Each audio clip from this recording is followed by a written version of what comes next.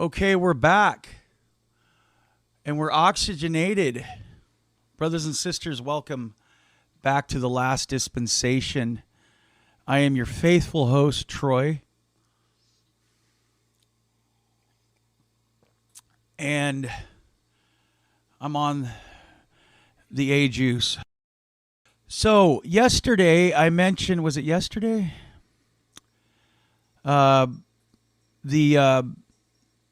If you go to the church headquarters on YouTube, Inside Church Headquarters, The Power of Councils, I think the reason this is standing out to me is because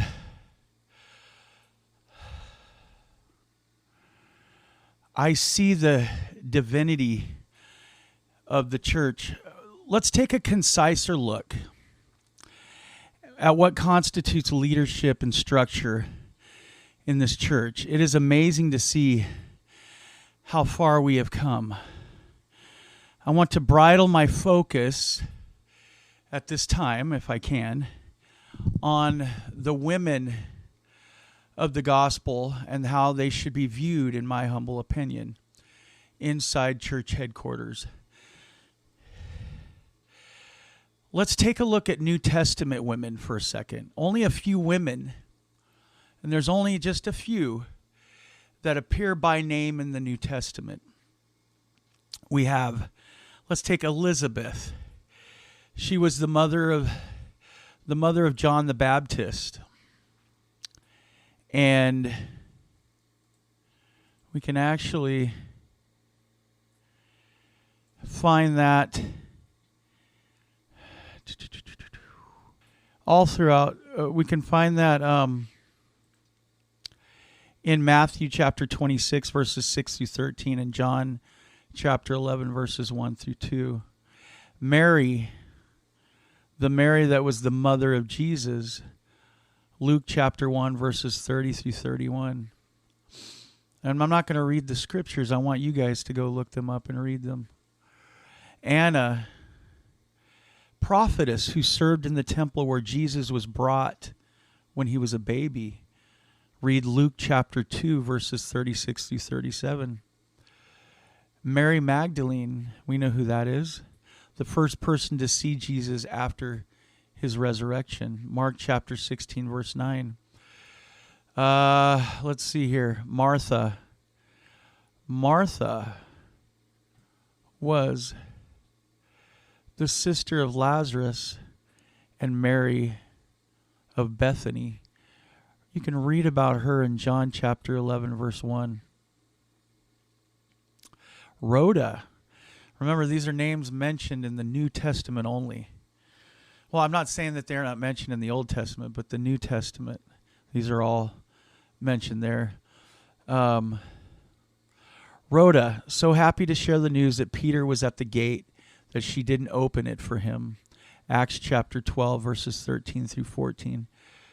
Dorcas Tabitha, that raised from the dead by Peter.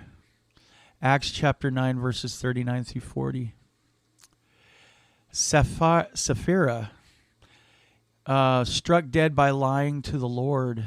Yes, I remember that story with her husband, right? That's in Acts chapter 5, verses 1 through 10. Mary of Bethany anointed Jesus' feet. Matthew 26, 6 through 13, and John, Matthew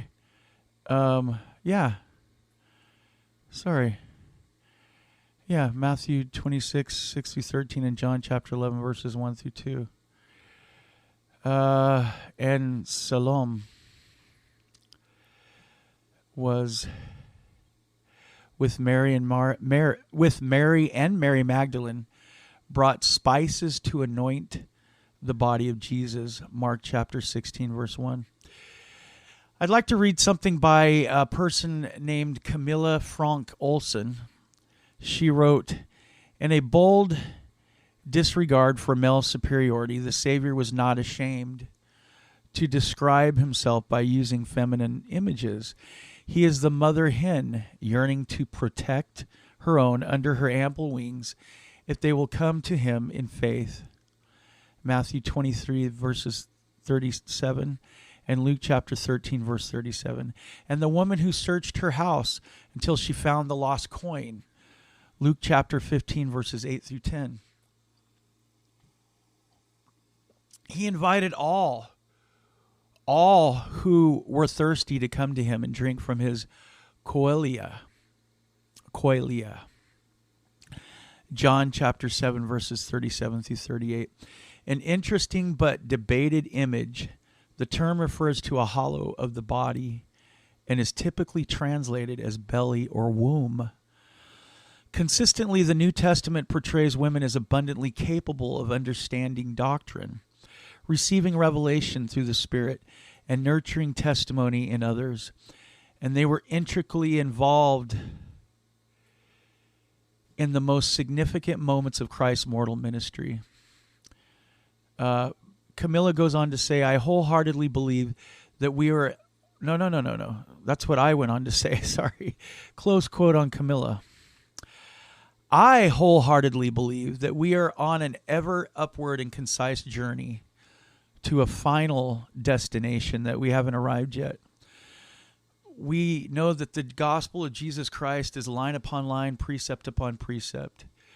We know that there are layers that we are going through, that we are trying to get until we all come to the unity of faith, right?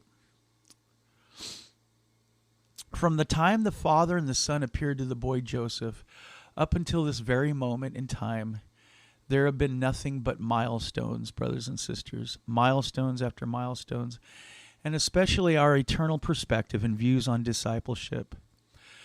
Lynn Wilson, in a Fair LDS piece, wrote, as decisively as he cleansed the temple, Jesus attacked the cultural falsehoods that surrounded Jewish family life, and there were many. He tore down false practices and notions regarding women, children, and family relationships. He denounced centuries of harmful traditions that destroyed marital partnerships and led to misogyny. He shocked his audiences with declarations of his messiahship. Read Luke chapter 4, verses 21 through 28. Equally as shocking, he appreciated and validated women and children. You can read that in Mark chapter 14, Luke chapter 7, and Luke chapter 10. He made abrupt and radical changes that restored women to a place of value with eternal potential. She goes on to say, Lynn Wilson, Jesus did not live by these segregated restrictions for women. He refused to isolate women and treated them as valued individuals. He allowed women and children to join the group of 5,000 and later 4,000 men who gathered to hear him teach in Galilee. Matthew chapter 14, verse 21, and Matthew chapter 15, verse 38.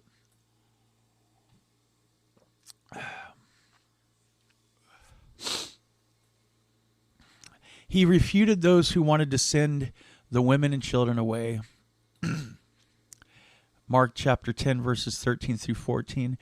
And Matthew chapter 15, verse 13. He welcomed women to stay in the same room as men. Luke chapter 7, verses 38 through 40.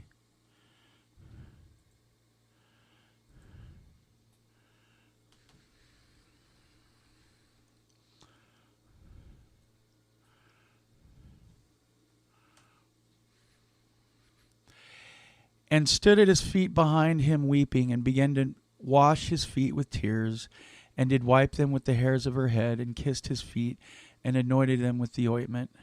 Now when the Pharisee which had bidden him saw it, he spake within himself, saying, this man, if he were a prophet, would have known who and what of woman this is that toucheth him, for she is a sinner. And Jesus answering said unto him, Simon, I have somewhat to say unto thee. And he saith, Master, say on.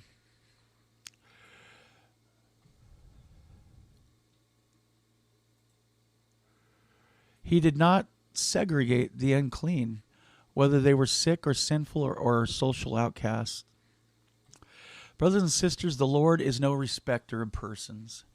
He does not favor any one person or gender above another. The purposes of God are to bring to pass the immortality and eternal life of man, and men are that they might have joy. This cannot and never will be achieved by any particular movement or persuasion, race, or gender. The body of Christ, or men and women, are naturally supposed to lead this church together. It's evident that it is how the Lord intended it. He also does not trump agency of man. So he doesn't take over the agency of societal norms. But I know but there has been history has shown that there has been moments in time where men and women work together, and where you can read that throughout the Book of Mormon, the city of Enoch. It wasn't a man church. So sometimes what is the ideal is not always what is happening on earth. We know that heaven is going to be completely different. The spirit world is completely different. Yes, things are patterned after the same likenesses. The likenesses are patterned after each other, but there is a divine way. Regarding ways that Christ changed how women were viewed in the church, his treatment of relationships with women, as described in the New Testament, were indeed very different from the cultural norms. Brothers and sisters, I know the gospel's true. I know that these things that I talked about are real and tangible and the way the Lord wants it. So go check out one more time. I don't know why I'm really... this is impressing me a lot, okay? Inside church headquarters, the power of counsels. And I say these things in the name of Jesus Christ. Amen.